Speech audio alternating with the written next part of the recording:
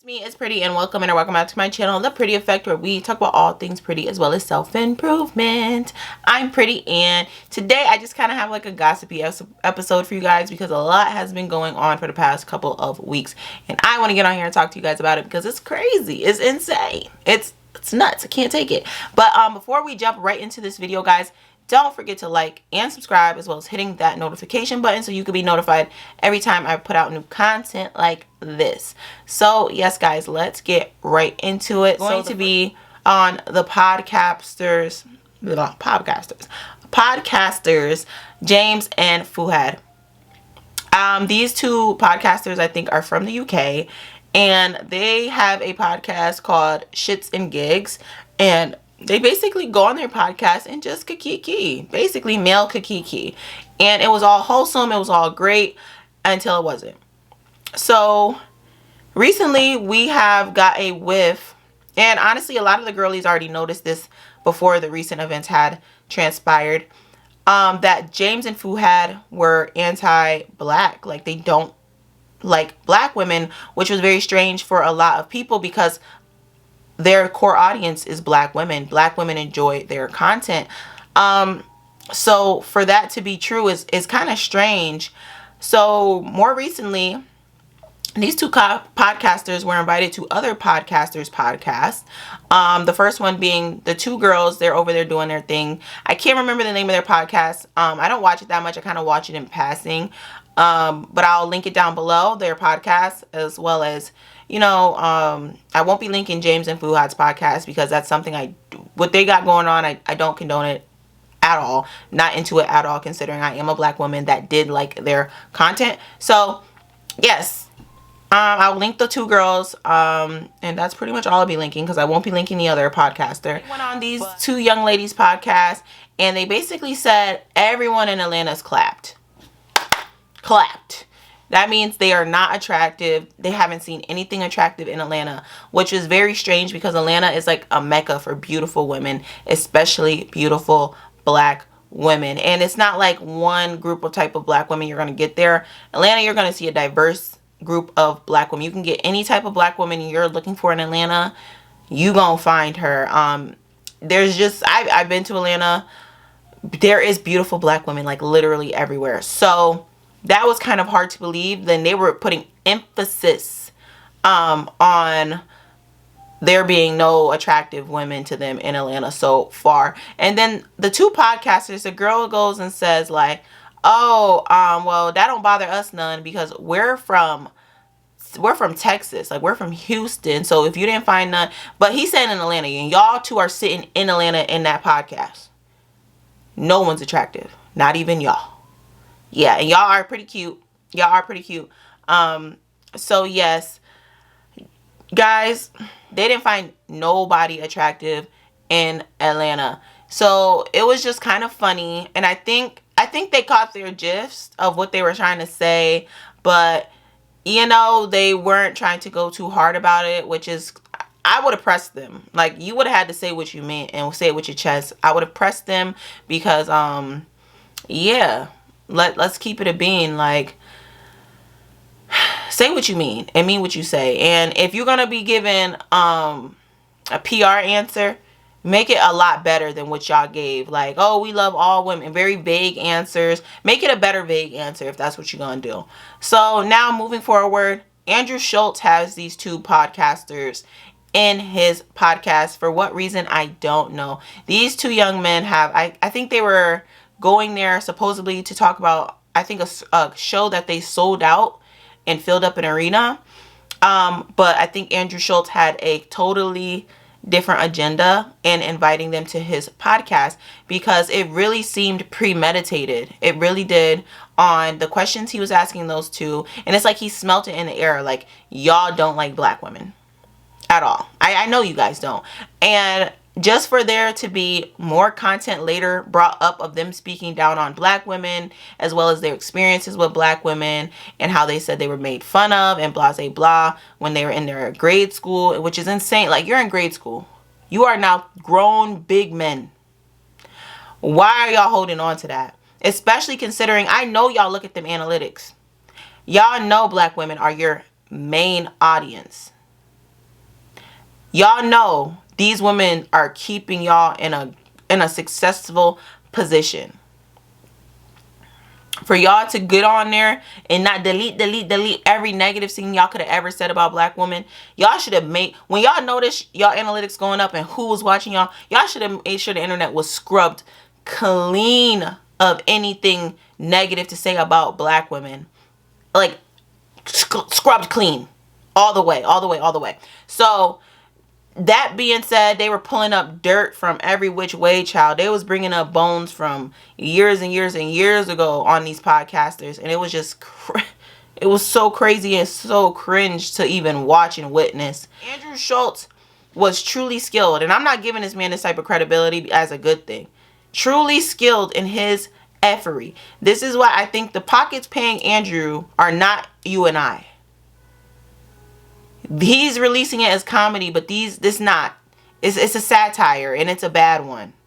You know, so honestly, the way he ended these two black men's career, all simultaneously degrading black women, and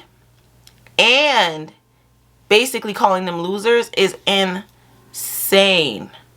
Insane. And on Andrew Schulz then went on to say they are a bunch of losers because James and Fuhad released an apology, and it was one of those really cringy apologies, like, I'm sorry you're kind of hurt kind of apology, but, you know, fight or flight, oh, we didn't know what to do in the moment, and all this, you were so surprised, and that's the type of apology they gave. Like, it was a very vague apology, and on top of that, it was a let's keep the ball rolling kind of apology. And I can't stand an apology like that. Jessie Woo, I will be tagging her YouTube in here.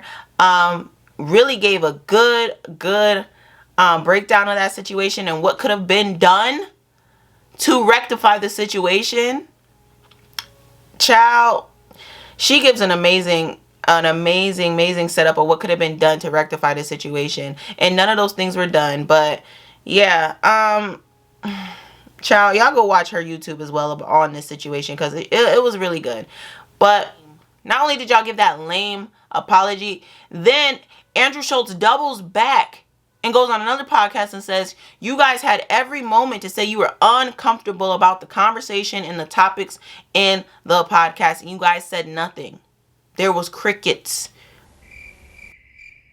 So it wasn't a matter of fight or flight.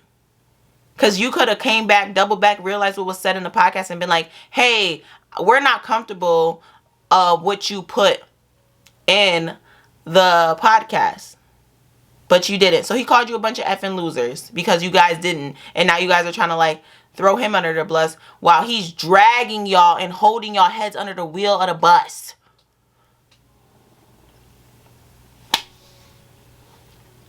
Insane. I'm going to put a clip here of what Andrew said about these two, because it was insane. It was criminal. It was so criminal. Like, let's just take a moment. It's gonna happen. Yeah. Once it's happened one time, you're like, pause. You know what's mad funny about this is that they had shit that they asked to take out the episode. You know what they didn't ask to take out? Your racist slander. Why is your nose twitching? They had shit. Their producer, whatever, was like, "Hey, we really think that's inappropriate. So we like to take that out. That's very uncomfortable." Their fight and flight instinct really kicked in after the power down. But with that joke about the black women, nothing really seemed. The fight or flight wasn't really there afterwards, guys. And this is the content in which this podcast happened. And you know who was really the diabolical one in Andrew Schulz podcast? It's really his co-podcaster, whoever that Indian kid is. I feel like Andrew told the Indian podcaster, like, I'm gonna ask a question, but you say this because I need you to turn it up. I need you to turn this whole thing upside down, you know? And that Indian kid did, because his side remarks were criminal, just disgusting. I was just like, what the heck? And honestly, guys, look at this.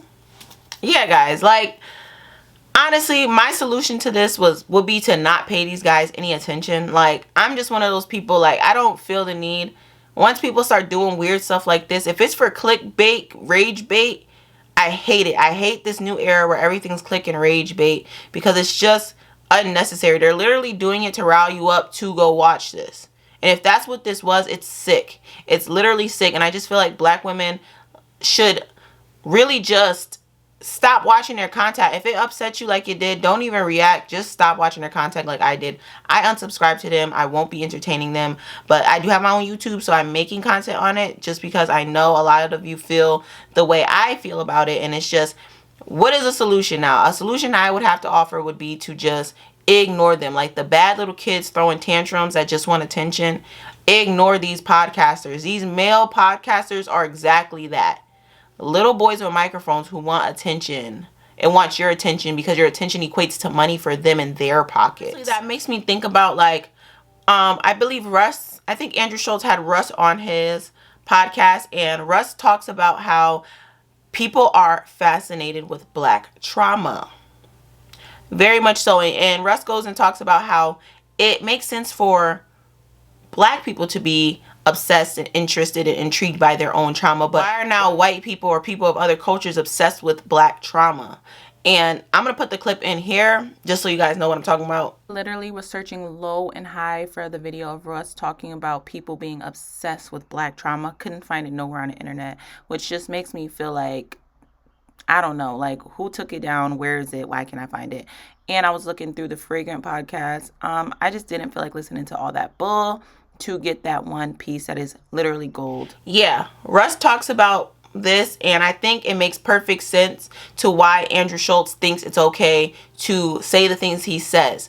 He is one of those people who is obsessed with black trauma because it equates to dollar signs for him. And he's like, oh, it's just jokes, it's just jokes. No, it's not a joke. You know, to some degree it's hurtful and it enrages people, so then you get more clicks and you get more attention, which equates to more dollar signs for you. That's the problem. That's the problem here. We as a people need to stop going and watching when we know people have said negative things or whatever to us or about us. Stop going and feeding into it by watching it and giving it attention, because that's what feeds it. If these men didn't make money off of it, they wouldn't be interested in it. I promise you. Or they would be a lot less interested. They might have their prejudgments, but they wouldn't be saying it. And if it didn't make them no money. And the real problem here is there's no repercussions. Andrew Schulz wouldn't have said that about Jewish people, because he knows he wouldn't have a podcast. He would have came back to his podcast setup and everything would have been gone. Yeah, no bank account, no nothing. So with that being said, we need to really think about what we give our attention to as a group of people. You know, you feel me? And this is nothing new. To me, if you don't like black women, I can't support you. I can't hold you down. I don't want to talk to you. I don't want to be friends. I don't want to do any of those things, because there's just way too much hate and problems in our community as it is for someone to feel like they don't mess with me and I'm going to continue to mess with them. No, thank you. I'm good. I'm good on that. Feel however y'all feel about that. I could care less. Moving forward, we're going to talk about Diddy. And I hate playing devil's advocate, but the diddler is out here offering people $50 million to let him out of jail. I would have took it. I'm not going to hold y'all. And here's why. Guys, Diddy is not, the arresting and locking up of Diddy is not going to stop the problem in the background, which is the people who are offering people deals in exchange for their bottoms, who are in these situations to get something out of a certain community in a sexual way. That Diddy is a piece of the puzzle that they probably replaced by now. And that's why Diddy is in the situation he is in. Putting Diddy in jail ain't gonna stop it. I'm just saying. And that don't mean nothing Diddy did was right. But I feel like Diddy went through a lot of suffering and problems with that and being in the industry, that he said, well, I'm going to get something out of it if it had to happen to me too. Because ain't nothing worse than being broke and being a victim. I'm telling you.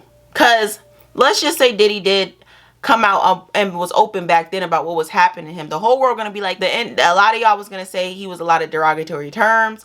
So on top of that, not only did he tell, but now he broke and can't support his family and probably will fall into depression and will do all these crazy things and not been as successful.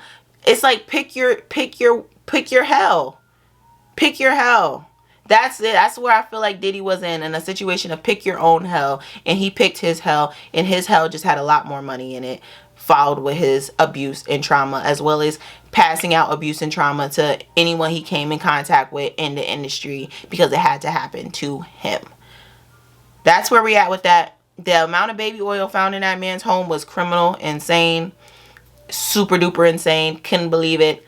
I'm saying if he would have offered me $50 million, I would have let him out on a bracelet. I would have. I just want you guys to have that for food for thought. I hate playing devil's advocate, but it didn't stop there. Diddy's been replaced. I'm just saying, because you guys are missing the problem here. The problem ain't really Diddy. Diddy put himself in a position to make money by connecting people. That's like asking, who's the real problem? The drug makers or the drug distributors or the drug takers? The distributors are there to make money. The takers are there to kill their pain. The makers are there to profit off the pain of others and the needs of others. So until you get rid of the old millionaires who want these young chocolate men, these young artists, these young thugs, until you get rid of those people who want these people, the industry will never be clean. The industry will never be good.